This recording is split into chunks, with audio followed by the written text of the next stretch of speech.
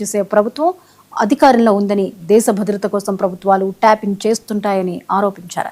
ప్రభాకర్ రావును టార్చర్ చేసిన నిజాలే చెప్పారని రేవంత్ రెడ్డి ఇచ్చే ఆదేశాలు పోలీసులు పాటించొద్దని చెప్పారు. బాధ్యత లేని సీఎం వల్ల హోంశాఖ ప్రమాదంలో పడిందని ఆర్ఎస్ ప్రవీణ్ వ్యాఖ్యానించారు. మీరు ఏమైనా చేసి కేసీఆర్ గారి పేరు, హరీష్ రావు గారి పేరు, కేటీఆర్ గారి పేరు తిమ్మిని బమ్మిని చేసి ఏదైనా చేసి మళ్ళీ వాళ్ళ పేర్లు ఛార్జ్షీట్లో పెట్టాలి అని చెప్పి మీరు శత విధాల ప్రయత్నం చేస్తున్నట్టుగా మా దృష్టికి వచ్చినాయి.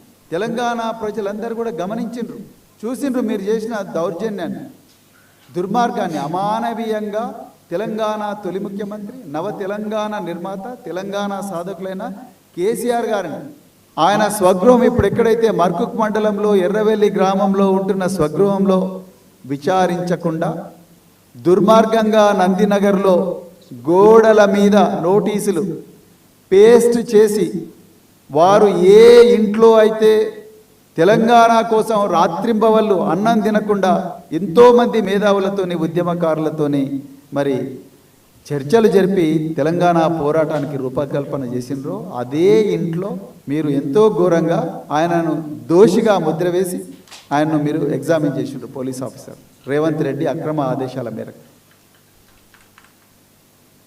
మీరు ఏ